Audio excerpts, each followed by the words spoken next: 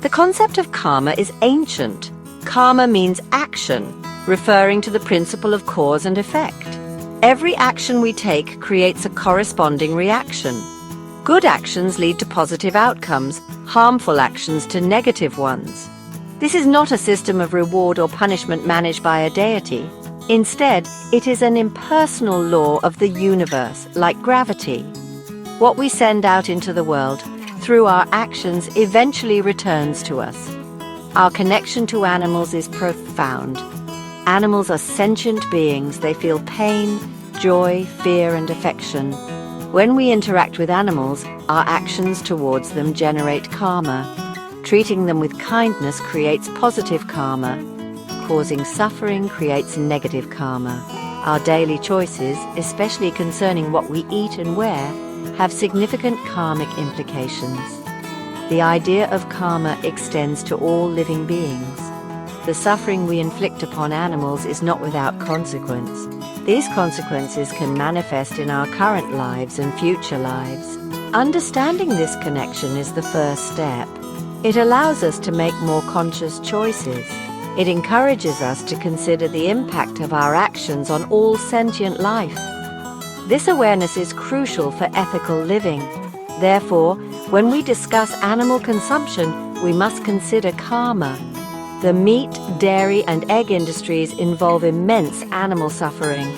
Billions of animals are raised in confinement and subjected to painful procedures.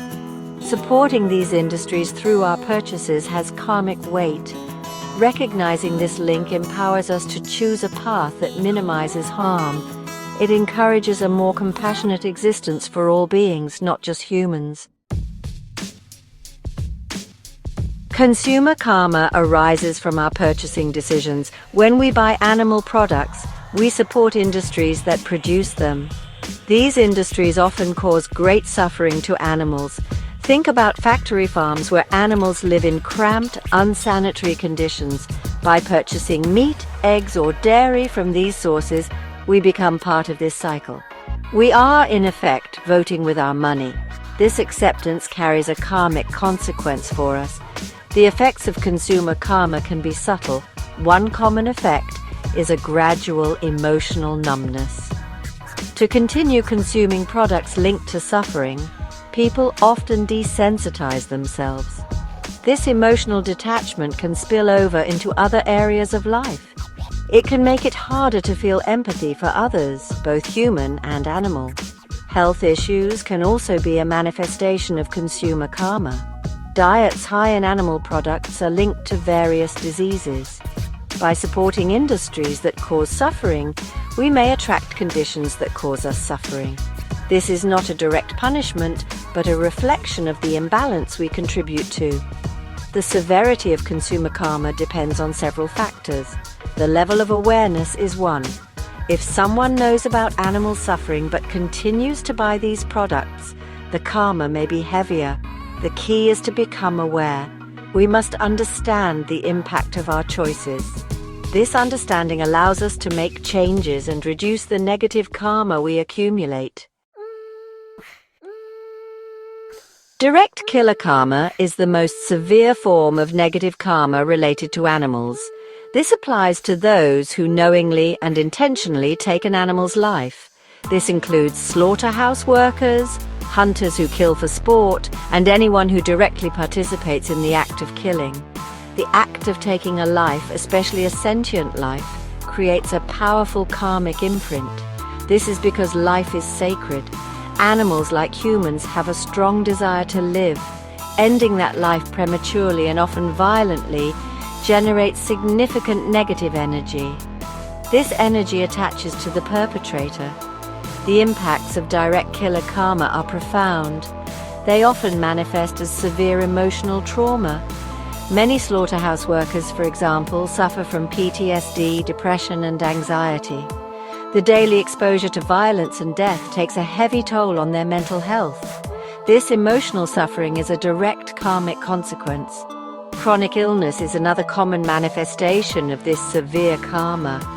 The stress and trauma associated with killing can weaken the immune system. This type of karma can affect multiple life cycles. The lesson is respect for all life. Soul awareness plays a significant role in the intensity of karma. When an individual is aware that their actions cause suffering, the karmic consequences are often magnified.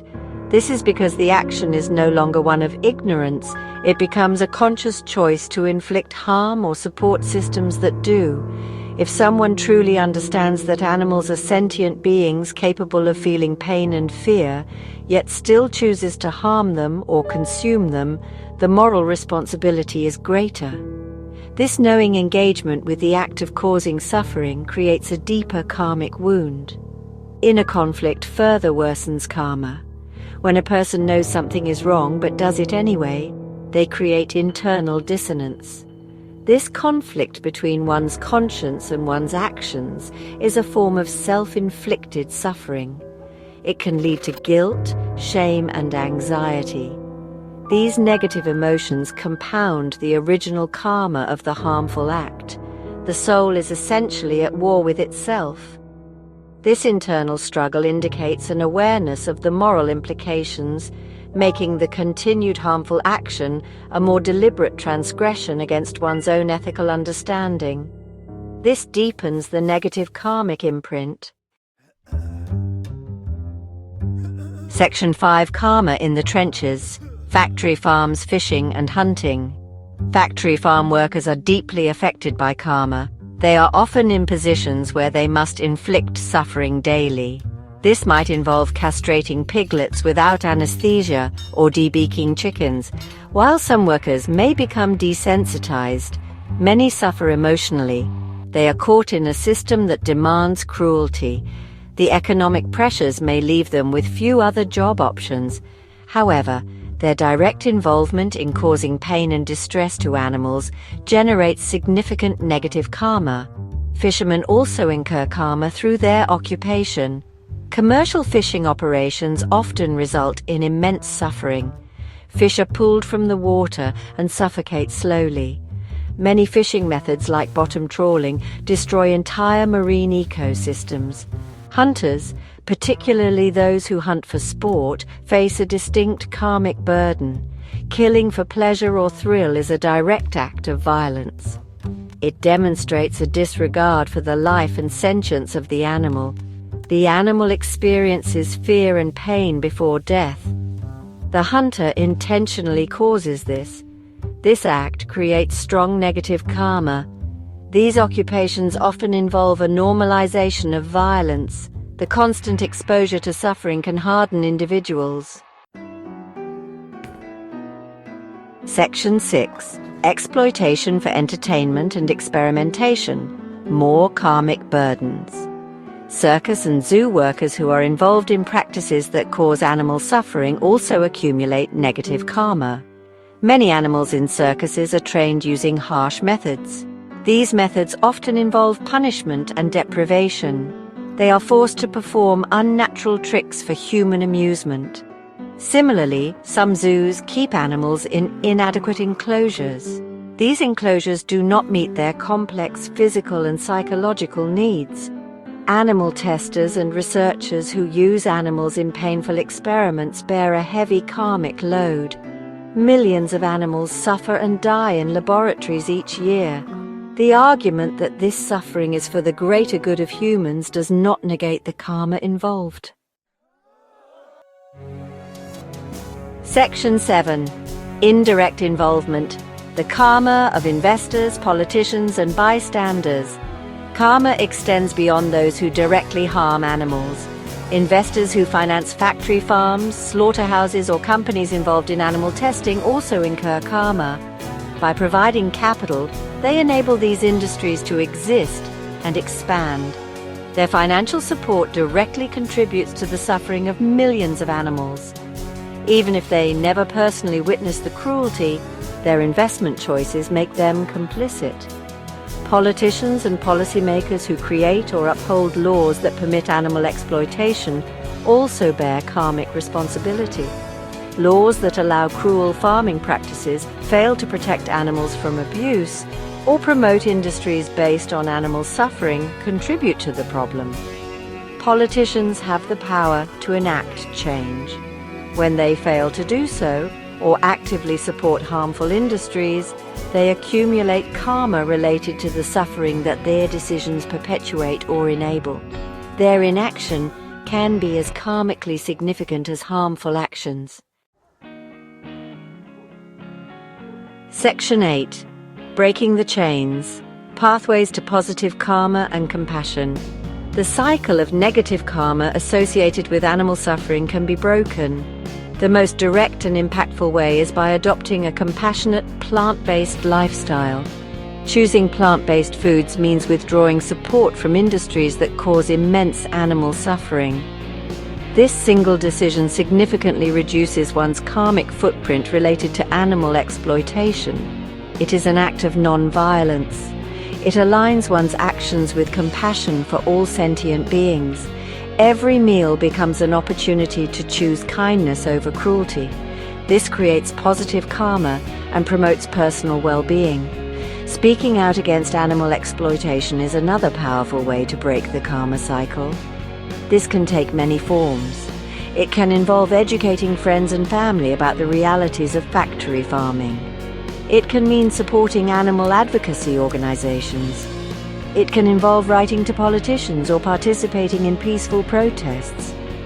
Using one's voice to defend those who cannot defend themselves is a courageous and compassionate act. Supporting ethical and cruelty-free industries is also crucial. This means choosing products that are not tested on animals. It means supporting businesses that prioritize animal welfare and environmental sustainability. When we invest our money in ethical companies, we encourage responsible practices. This conscious consumerism sends a clear message. Section 9. Cultivating a future free from animal suffering. Adopting a plant-based lifestyle is more than a dietary choice. It is a profound statement of compassion. It actively rejects the commodification of sentient beings. By choosing plants, we reduce the demand that fuels factory farming and slaughterhouses. This lessens the immense suffering inflicted upon billions of animals each year. This conscious decision helps to purify past negative karma associated with animal consumption. It also builds a foundation of positive karma. This path fosters respect for life in all its forms. It contributes to a more peaceful and harmonious existence for ourselves and the planet. Supporting ethical industries goes hand in hand with personal lifestyle changes. This means actively seeking out and purchasing products from companies committed to cruelty-free practices. This includes cosmetics, clothing, household cleaners, and more. By doing so, we vote with our wallets for a more compassionate marketplace. We encourage businesses to abandon animal testing and exploitative labor practices. This conscious consumerism not only avoids contributing to negative karma, but actively generates positive karma. Speaking out against animal exploitation requires courage and conviction. It involves educating ourselves and others about the hidden suffering in many industries.